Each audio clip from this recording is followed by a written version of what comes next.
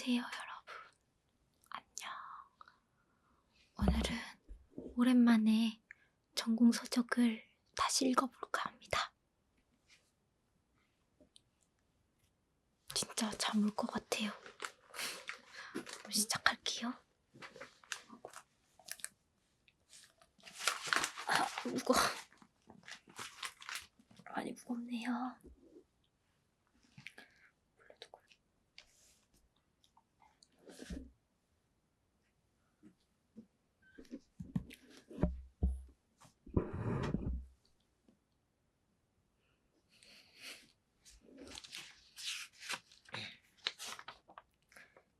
아, 2장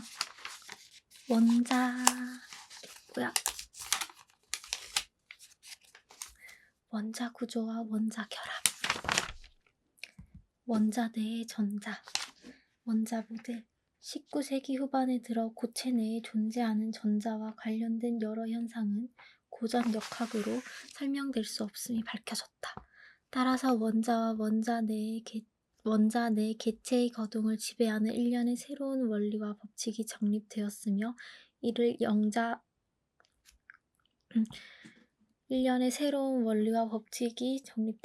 이를 양자 역학이라고 부르게 되었다. 원자 내 전자들의 거동을 정확히 이해하기 위해서는 양자 역학에 대한 이해가 선행되어야 한다. 그러나 이 개념에 대한 자세한 설명은 이 책의 취지를 벗어나므로 여기서는 단순하고 간단하게 취급하고자 한다. 양자 역학의 초기 개념은 간단한 보어 원자 모델에서 출발되었다. 이 모델에서 전자는 정해진 궤도를 가지고 원자 주위를 돌고 있다고 가정하였으며 궤도의 위치는 명확히 정의된다고 가정하였다. 이러한 보어 원자 모델의 개념들을 그림 2.1에 나타내었다. 또 다른 중요한 양자 역학의 개념은 전자의 에너지가 양자화된다는 것이다. 즉, 전자는 오직 특정한 에너지 값만을 가질 수 있다는 것이다. 전자의 에너지는 바뀔 수 있지만 이는 오직 허용된 높은 에너지의 흡수를 높은 에너지와 낮은 에너지의 방출을 수반으로 양자 도약을 함으로써만 가능하다.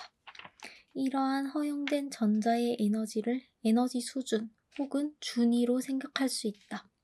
이러한 준위의 에너지는 연속적으로 변하지 않으며 따라서 준위는 일정한 에너지 간격으로 분리되어 있다. 예를 들어 보어 수소 원자의 허용 준위는 그림 2.2a와 같다. 이러한 에너지는 음의 값을 가지며 핵에 귀속되지 않은 혹은 자유전자 에너지를 0으로 잡는다. 물론 수소의 한 전자는 오직 한 준위만을 채울 수 있다. 보어 원자 모델은 원자 내 전자들의 위치와 에너지를 설명하는 초기 시도로 생각할 수 있다. 이러한 보어 모델은 전자가 갖는 여러 현상을 설명하는 데 한계가 있음이 밝혀졌다.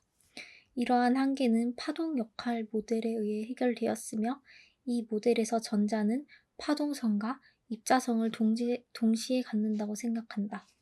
또한 전자를 특정 궤도를 도는 입자로 취급하지 않고 전자의 위치를 핵 주위에서 전자가 발견될 확률로 나타낸다. 다시 말하면 전자의 위치를 확률 분포 또는 전자구름으로 표시한다. 그림 2.3에서 수소 원자의 보어와 파동역학 모델을 비교하였다. 이 책에서는 이상의 두 가지 모델 중에 이해가 쉬운 모델을 선택하여 설명할 것이다. 양자수. 파동역학을 사용하면 원자의 모든 전자는 양자수라고 하는 4개의 숫자에 의해 정의된다. 전자의 확률 밀도의 크기, 형태, 방향은 3개의 이 양자수에 의해 정의될 수 있다. 또한 보어 에너지 수준은 전자 부각으로 세분되며 양자수는 각 부각 내에 존재하는 준위를 지칭한다. 전자각 주각은 주양자수 n으로 표시되며 1부터 시작하는 정수이다. 흔히 이러한 각은 K, L, M, N, O 등의 알파벳으로 표시하는데 이는 표 2.1에서와 같이 각각 N은 1, 2, 3, 4, 5 에 해당된다.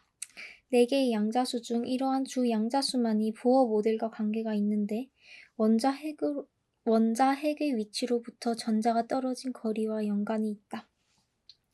두 번째 양자수 L은 부각을 나타내며 S, P, D, F와 같이 소문자로 나타낸다.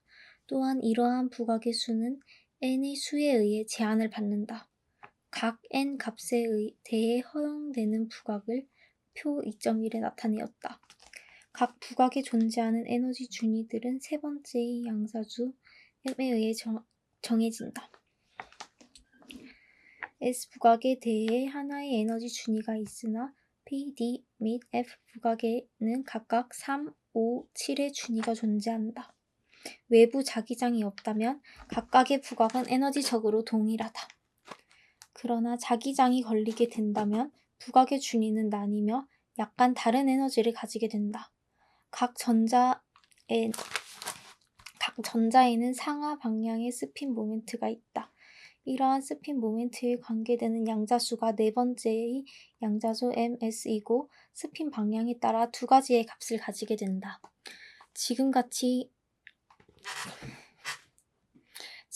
설명한 바와 같이 파동역학은 보어 모델의 전자각이 3개의 새로운 양자수에 의해 전자 부각으로 세분화되는 것을 밝혀준다.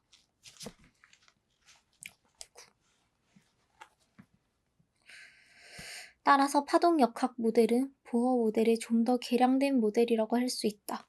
수소 원자를 나타내는 두 모델을 그림과 같이 비교하여 나타내었다. 그림 2.4는 파동역학을 이용하여 계산된 주각과 부각의 에너지를 나타낸 도표이다. 이 도표에서 몇 가지 중요한 점을 발견할 수 있다. 첫 번째로 주 양자수가 작을수록 낮은 에너지 값을 갖는다는 것이다. 예를 들어 첫 번째 준위의 에너지 값은 두 번째 준위보다 작으며 두 번째 준위는 세 번째보다 작다. 두 번째로 동일한 주각에서 L 양자수가 증가하며 부각의 에너지가 증가한다. 전자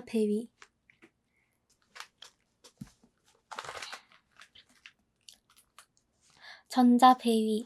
앞에서는 주로 전자 준위, 즉 전자에 허용되는 에너지의 값에 대해 언급하였다. 이러한 준위에 전자가 채워지는 방식을 이해하기 위해서는 양자역학의 또 하나의 중요한 개념인 파울리 베타 원리가 적용되어야 한다. 파울리의 베타 원리는 하나의 준위에 최대 스핀 방향이 각각 다른 2개 이하의 전자가 채워질 수 있는데 그 이상의 전자는 수용할 수 없다는 원리이다. 그러므로 각 부각에는 총 2, 6, 10, 14 14개의 전자가 채워질 수 있다. 표 2.1에서 네 번째까지 주각에 채워낼 수 있는 총 전자의 수를 요약하였다. 물론 원자 내에 가능한 모든 준위에 전자가 채워지지 않을 수도 있다. 거의 모든 원자에서 전자는 낮은 에너지를 갖는 전자각과 부각의 준위로부터 각 준위의 스핀 방향이 다른 2개의 전자로 채워진다. 나트륨 원소에 대한 에너지 구조를 그림 2.5에 나타내었다. 모든 전자가 앞에서 언급된 법칙에 의해 가능한 에너지 준위를 모두 채울 때 원자는 기저 상태에 있다고 말한다. 그러나 제18장과 제21장에서 설명한 바와 같이 전자는 높은 에너지로의 천이가 가능하다. 원자의 전자 배위 혹은 전자 구조는 이러한 준위에 채워지는 방식을 나타내는 용어이다. 전자 배위를 나타낼 때는 보편적으로 부각에 존재하는 전자의 개수를 주각, 부각 표식의 위첨자로 표시한다. 예를 들어 수소, 헬륨, 나트륨의 전자 배위는 각각 다음과 같다. 여기서 전자 배위에 대한 몇 가지 설명이 필요하다. 첫째, 원자과 전자는 최외곽에 채워진 전자를 말한다. 이러한 원자과 전자들은 이러한 원자과 전자들은 원자군과 분자를 이루는 원자 간의 결합에 참여하며 고체의 많은 물리적, 화학적 성질은 이러한 원자과 전자에 의해 결정된다. 원자의 최외곽 혹은 원자과 전자각이 완전히 채워졌을 때 안정된 전자 배위를 가지고 있다고 말한다. 이는 네온, 아르곤, 크립톤과 같이 최외곽의 S와 P 부각이 8개의 전자에 의해 완전히 채워진 경우이다. 단 예외는 헬륨으로 단지 2개의 전자를 최외곽에 포함하고 있다. 이러한 원소들은 일반적으로 화학적으로 반응이 적은 불활성 기체로 표시한다. 채워지지 않은 최외곽 궤도를 가지고 있는 원자는 전자를 얻거나 버려서 혹은 다른 원자와 전자를 공유함으로써 안정된 전자 배위를 가지려고 한다. 이러한 경향은 2.6절에 설명된 화학 반응과 고체 원자 결합에 대한 기초가 된다. 주기율표. 모든 주기율표는 주기율표. 모든 원소는 주기율표상의 전자 배위에 의해 분류된다. 여기서 원소는 주기라고 하는 7개의 횡렬의 원자 번호순으로 위치해 있다. 주기율표의 같은 종렬에 위치한 원소는 비슷한 최외곽 전자를 가지며 따라서 비슷한 화학적 물리적 특성을 가진다. 이러한 성질은 각 주기를 따라 횡적으로 이동함에 따라 점차적이고 체계적으로 변화한다. 영족에 존재하는 원소는 불활성 기체이며 완전히 채워진 전자각과 안정된 전자 배위를 가지고 있다.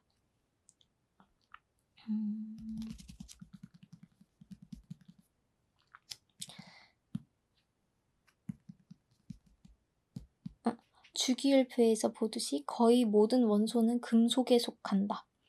이들 원소는 그들의 원자과 전자를 외부로 방출하고 양이온이 되려는 성질이 있으므로 이를 전기양전성을 갖는 원소라고 한다. 주기율표의 우측에 존재하는 원소는 전기음전성을 갖는다. 즉 그들은 쉽게 전자를 받아들여서 음이온을 형성하거나 때로는 다른 원소와 전자를 공유하려는 경향이 있다. 그림 2.7은 주기율상의 원소가 가지는 전기음성도 값이다. 일반적으로 주기율표의 좌측에서 우측으로 또는 하단에서 상단으로 갈수록 전기음성도가 증가한다.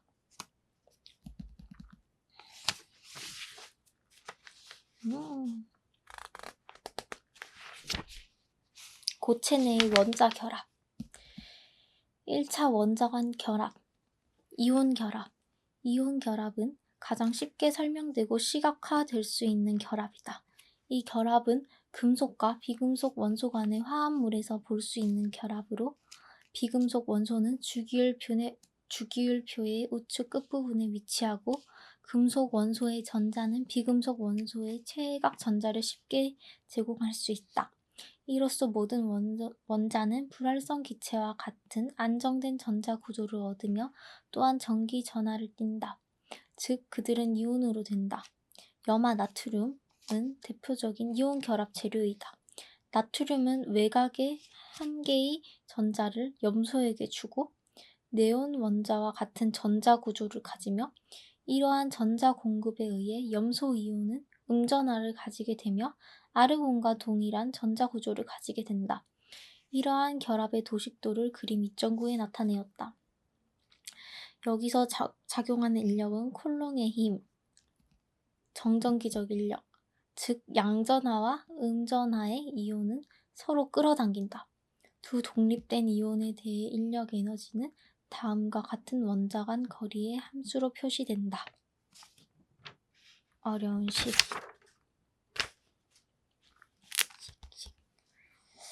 여기서 A, B와 N은 특정한 이온계에 따른 상수값이며 N은 대략 8 정도의 값을 가진다. 이온 결합은 방향성이 없다고 한다. 이는 결합의 세기가 모든 방향에 대해 같다는 것을 의미한다. 또한 이온 재료가 안정되기 위해서 모든 양이온은 3차원적으로 음이온과 최접근에 있어야 한다.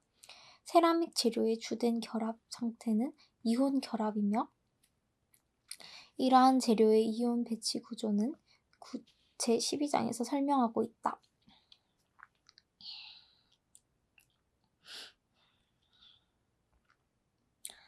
표 2.3에는 중류 이온 재료의 결합 에너지와 용융 온도가 수록되어 있다.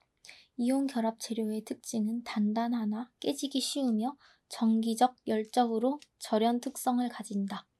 다음 장에서 설명하겠지만 이러한 성질은 이온 결합이 가지는 전자 배위와 이온 결합의 속성에 기인한다. 공유 결합. 공유 결합은 안정된 전자 배위가 두 인접 원자 간의 전자를 공유함으로써 만들어진다. 공유 결합하는 두 원자에서는 적어도 하나의 전자가 결합에 참여하고 있으며 공유된 전자는 두 원자에 모두 속해 있다고 볼 수 있다.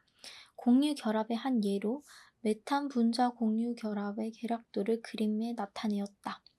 탄소 원자는 4개의 최외곽 전자를 가지고 있고 수소 원자는 1개의 최외곽 전자를 가지고 있다. 각각의 수소 원자는 하나의 전자를 공유함으로써 헬륨의 전자 배위를 가지게 된다. 탄소는 4개의 최외곽 전자를 가지고 있고 각각 전자는 수소와 공유하여 총 8개의 외곽 전자를 가지게 되어 네온의 전자구조, 즉 안정한 상태를 가지게 된다. 공유 결합의 특징은 결합의 방향성이다. 즉 각 원자의 상대적인 위치, 방향은 전자를 공유하는 방향으로 존재하게 된다. 많은 비금속 1원계 분자와 메탄, 물, 염화, 플루오르와 같은 이원계 분자는 공유 결합을 하고 있다. 또한 다이아몬드, 규소, 게르마늄 등의 1원계 고체와 주기율표의 우측에 위치한 비소와 칼륨, 안티모와 인듐, 탄화규소 등도 공유 결합을 하고 있다. 각각의 원자에 가능한 공유 결합의 개수는 최외곽 전자의 개수에 의해 정해진다. 만약 n개의 최외곽 전자를 가지고 있다면 최대 8-n개만큼의 공유 결합을 가질 수 있다.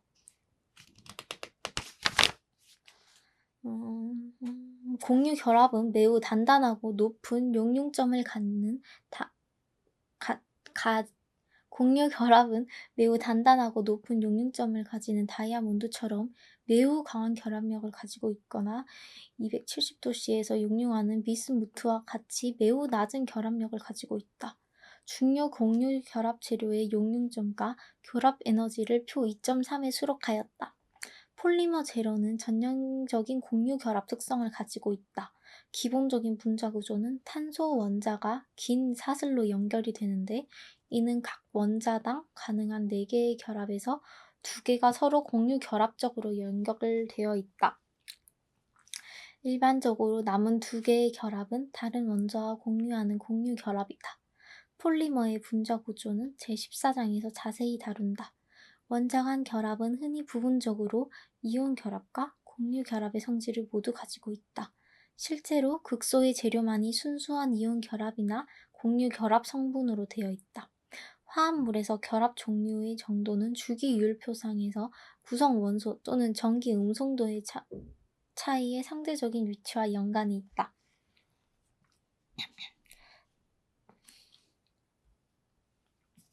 즉 주기율표에서 두 원소가 좌측 하부에서 우측 상부로 멀리 떨어져 위치할수록 이온 결합 성분은 커지고 원소가 가까이 위치할수록 공유 결합 성분은 증가한다.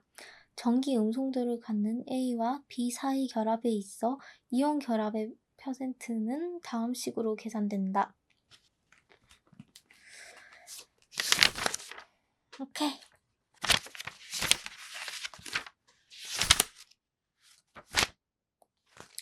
금속 결합. 1차 결합에서 마지막으로 다룰 금속 결합은 금속과 합금에서 흔히 볼 수 있는 것으로 이 결합의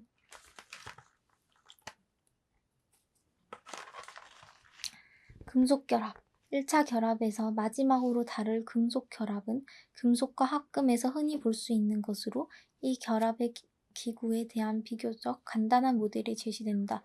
금속 재료는 1개나 2개 또는 최대 3개까지의 최외곽 전자를 가지고 있다. 이 모델에 의하면 고체상에서 이러한 최외곽 전자는 특정한 한 원자에 구속되어 있지 않고 금속 내부를 비교적 자유롭게 돌아다닌다. 이러한 전자는 금속 전체에 속해 있다고 볼 수 있으며 또 전자바다나 전자구름으로 생각할 수 있다.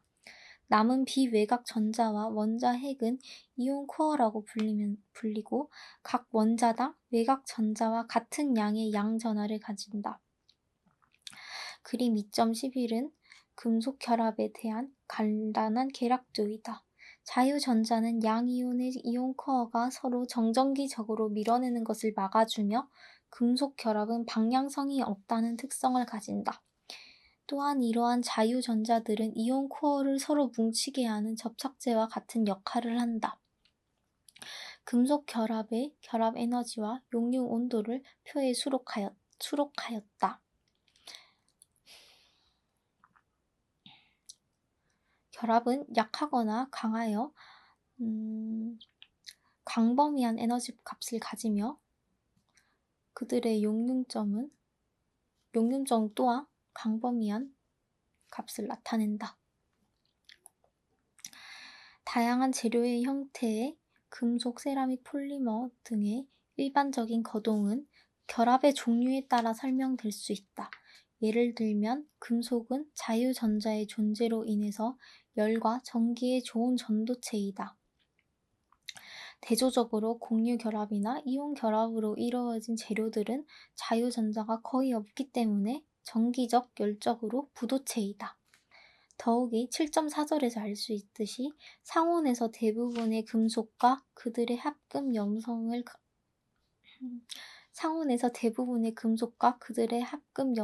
가지지 못한다. 이것은 재료가 영구 변형을 가지고 난 후 파괴가 일어나기 때문이다. 이러한 거동은 변형 기구에서 설명될 수 있고 이것은 금속 결합의 고유한 특성이다. 이와는 반대로 상온에서 이온 결합을 하는 재료는 그들의 구성 이온의 정기적으로 부하된 특성으로 인한 결과로서 본질적으로 깨지기가 쉽다.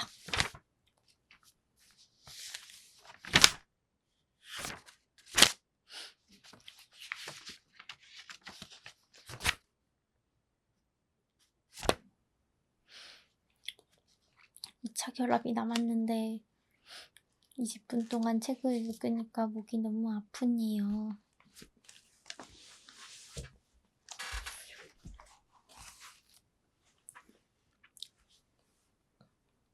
그럼 안녕.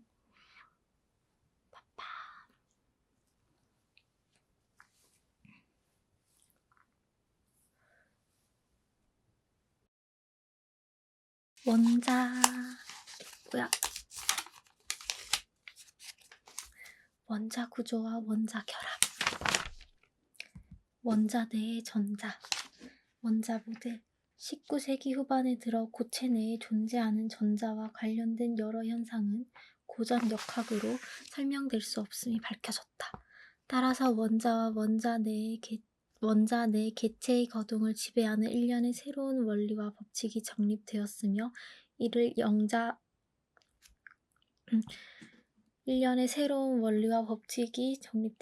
이를 양자 역학이라고 부르게 되었다.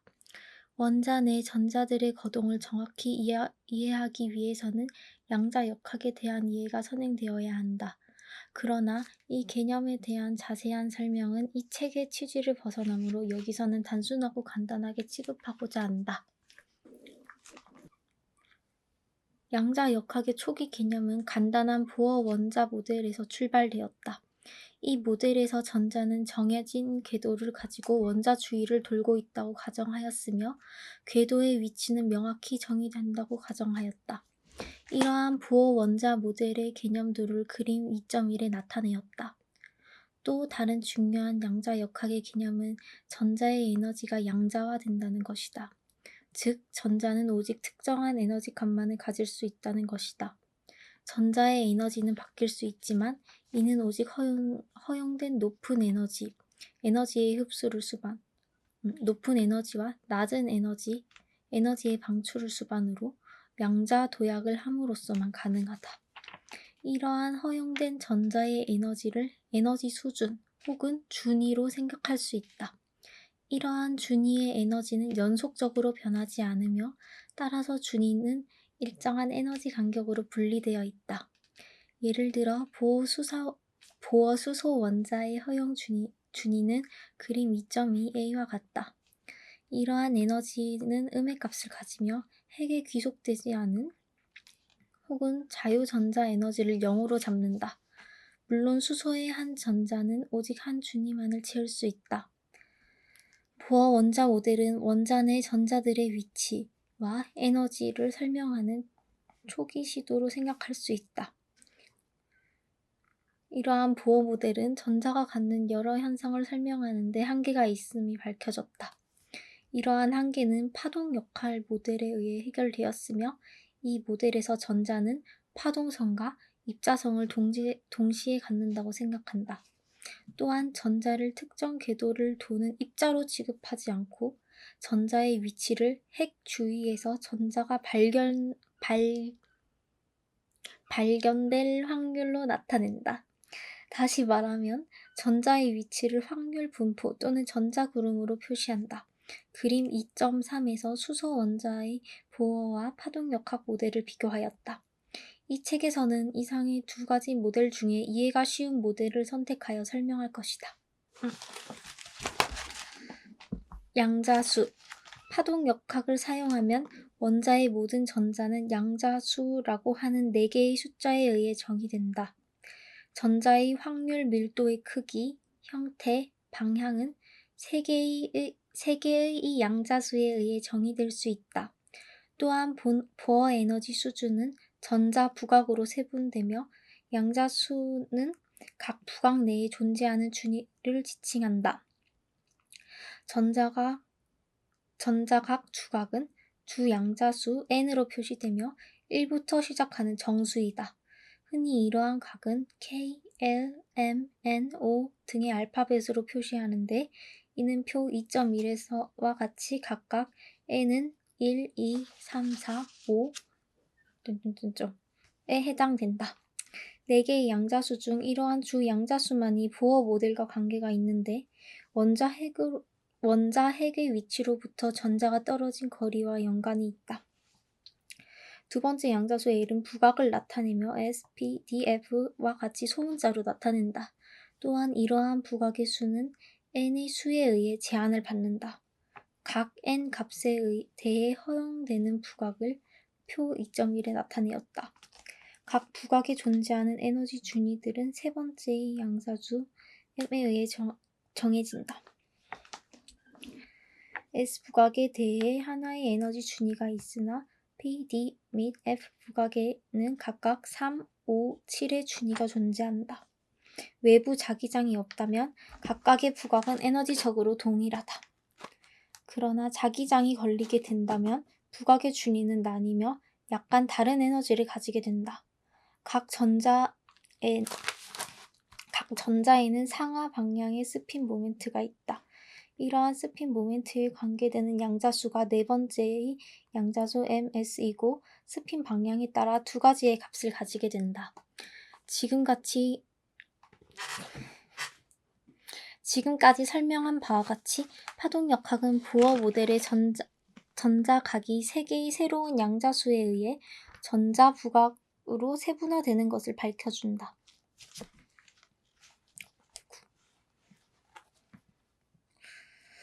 따라서 파동역학 모델은 보어 모델의 좀 더 개량된 모델이라고 할 수 있다. 수소 원자를 나타내는 두 모델을 그림과 같이 비교하여 나타내었다. 그림 2.4는 파동역학을 이용하여 계산된 주각과 부각의 에너지를 나타낸 도표이다. 이 도표에서 몇 가지 중요한 점을 발견할 수 있다. 첫 번째로 주 양자수가 작을수록 낮은 에너지 값을 갖는다는 것이다. 예를 들어 첫 번째 준위의 에너지 값은 두 번째 준위보다 작으며 두 번째 준위는 세 번째보다 작다. 두 번째로 동일한 주각에서 L 양자수가 증가하며 부각의 에너지가 증가한다. 전자 배위.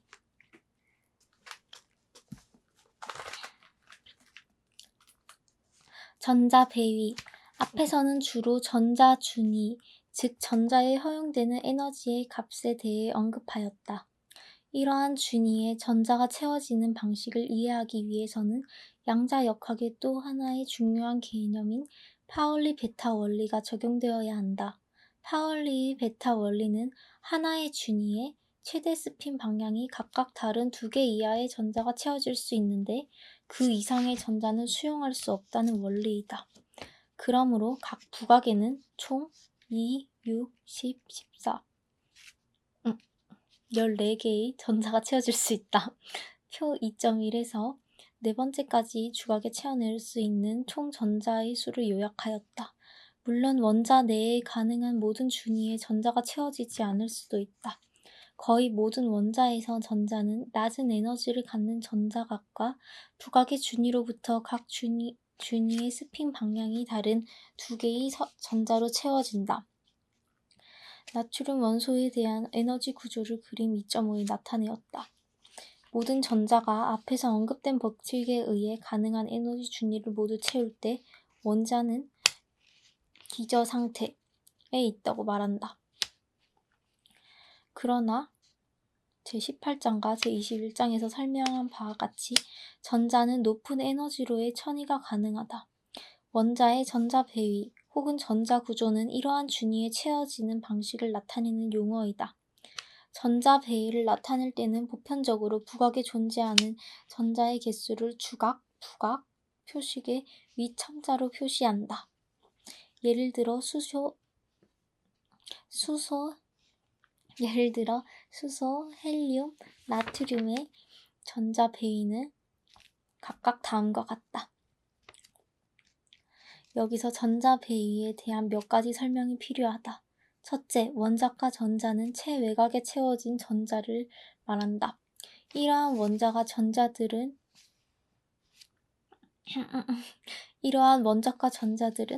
원자군과 분자를 이루는 원자 간의 결합에 참여하며 고체의 많은 물리적, 화학적 성질은 이러한 원자과 전자에 의해 결정된다. 원자의 체외곽 혹은 원자과 전자각이 완전히 채워졌을 때 안정된 전자 배위를 가지고 있다고 말한다.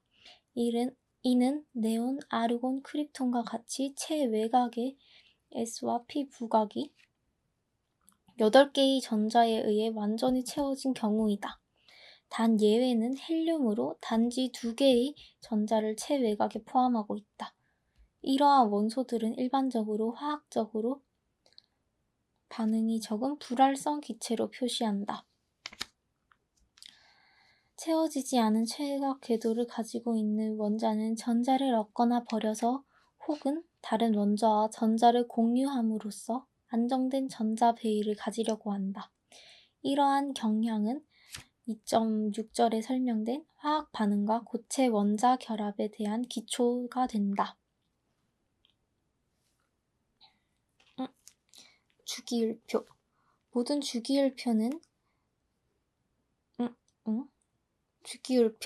모든 원소는 주기율표상의 전자 배위에 의해 분류된다.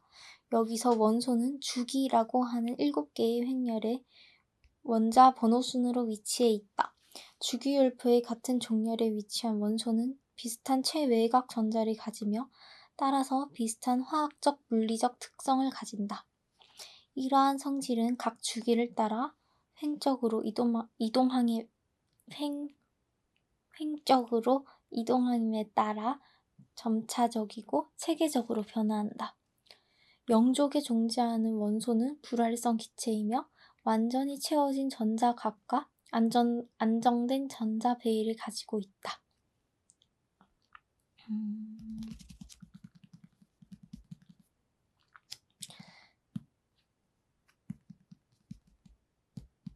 주기율표에서 보듯이 거의 모든 원소는 금속에 속한다.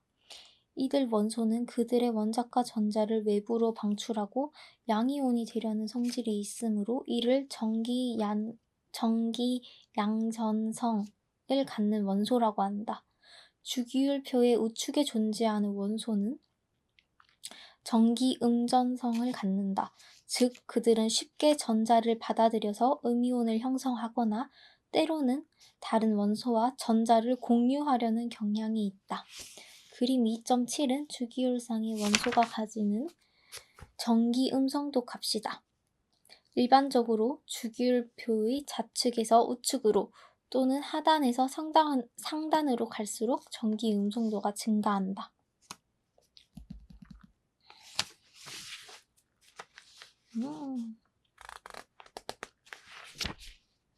고체 내의 원자 결합 1차 원자 간 결합 이온 결합 이온 결합은 가장 쉽게 설명되고 시각화될 수 있는 결합이다. 이 결합은 금속과 비금속 원소 간의 화합물에서 볼 수 있는 결합으로 비금속 원소는 주기율표의 우측 끝부분에 위치하고 금속 원소의 전자는 비금속 원소의 최외곽 전자를 쉽게 제공할 수 있다.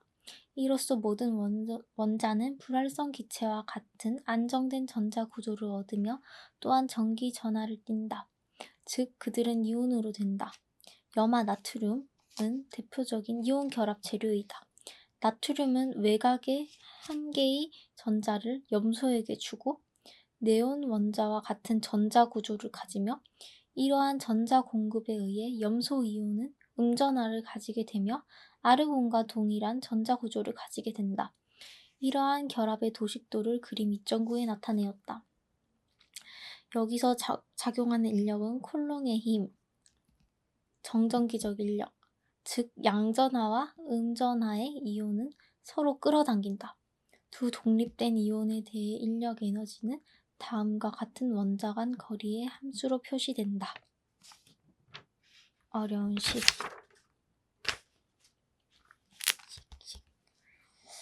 여기서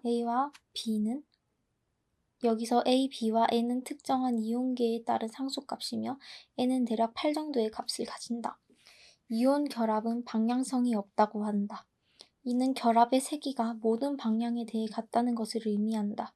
또한 이온 재료가 안정되기 위해서 모든 양이온은 3차원적으로 음이온과 최접근해 있어야 한다.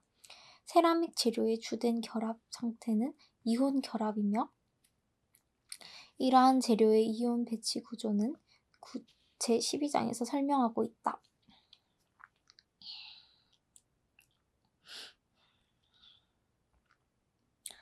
표 2.3에는 중류 이온 재료의 결합 에너지와 용융 온도가 수록되어 있다. 이온 결합 재료의 특징은 단단하나 깨지기 쉬우며 정기적, 열적으로 절연 특성을 가진다. 다음 장에서 설명하겠지만 이러한 성질은 이온 결합이 가지는 전자 배위와 이온 결합의 속성에 기인한다. 공유 결합 공유 결합은 안정된 전자 배위가 두 인접 원자 간의 전자를 공유함으로써 만들어진다. 공유 결합하는 두 원자에서는 적어도 하나의 전자가 결합에 참여하고 있으며 공유된 전자는 두 원자에 모두 속해 있다고 볼 수 있다. 공유 결합의 한 예로 메탄 분자 공유 결합의 계략도를 그림에 나타내었다.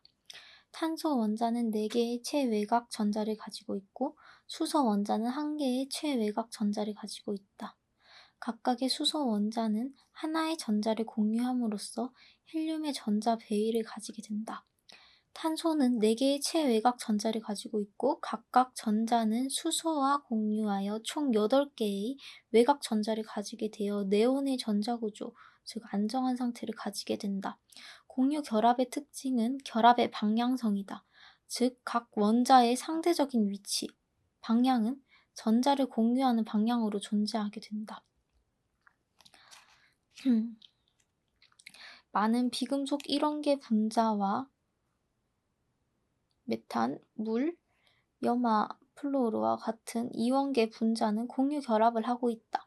또한 다이아몬드, 규소, 게르마늄 등의 1원계 고체와 주기율표의 우측에 위치한 비소와 칼륨, 안티모와 인듐, 탄화규소 등도 공유 결합을 하고 있다. 각각의 원자에 가능한 공유 결합의 개수는 체외곽 전자의 개수에 의해 정해진다. 만약 n개의 체외곽 전자를 가지고 있다면 최대 8-n개만큼의 공유 결합을 가질 수 있다.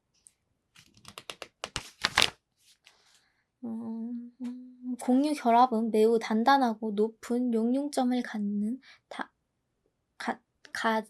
공유 결합은 매우 단단하고 높은 용융점을 가지는 다이아몬드처럼 매우 강한 결합력을 가지고 있거나 270도씨에서 용융하는 비스무트와 같이 매우 낮은 결합력을 가지고 있다.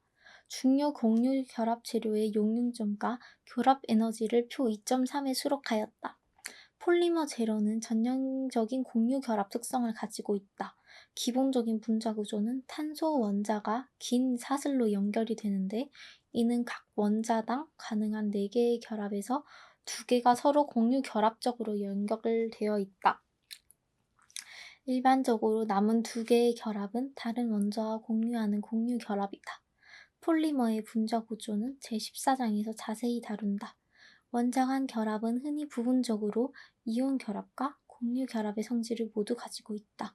실제로 극소의 재료만이 순수한 이온 결합이나 공유 결합 성분으로 되어 있다. 화합물에서 결합 종류의 정도는 주기율표상에서 구성 원소 또는 전기 음성도의 차이의 상대적인 위치와 연관이 있다.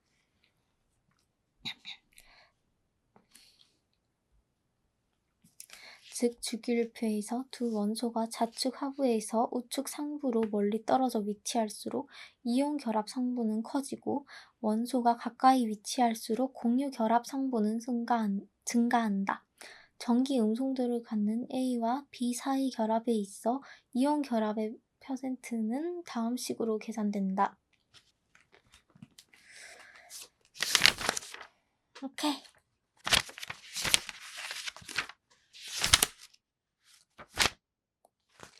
금속 결합. 1차 결합에서 마지막으로 다룰 금속 결합은 금속과 합금에서 흔히 볼 수 있는 것으로 이 결합의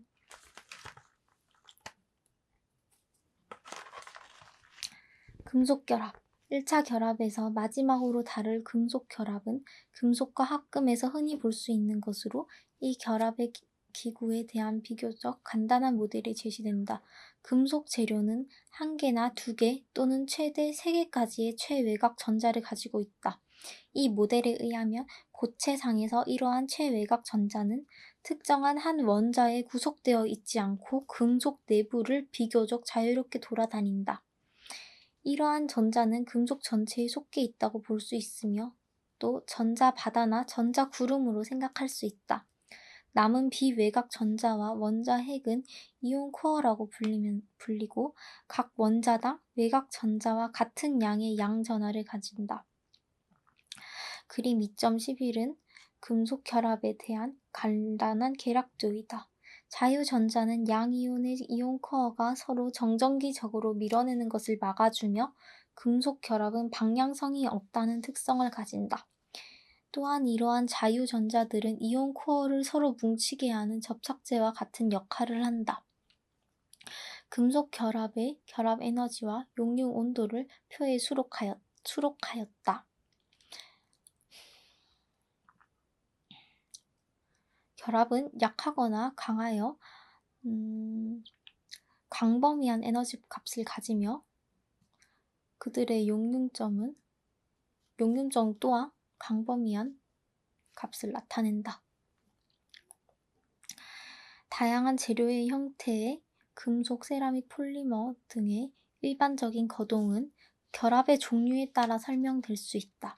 예를 들면 금속은 자유전자의 존재로 인해서 열과 전기의 좋은 전도체이다.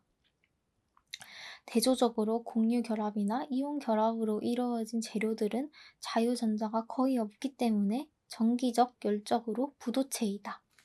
더욱이 7.4절에서 알 수 있듯이 상온에서 대부분의 금속과 그들의 합금 영성을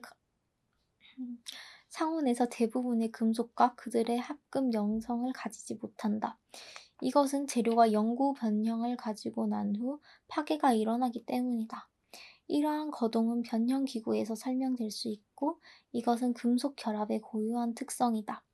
이와는 반대로 상온에서 이온 결합을 하는 재료는 그들의 구성 이온의 정기적으로 부하된 특성으로 인한 결과로서 본질적으로 깨지기가 쉽다.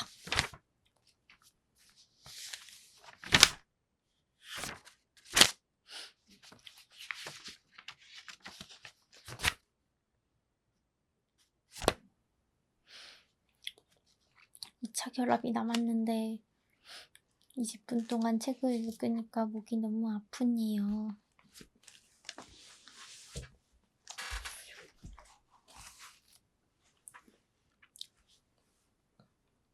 그럼 안녕.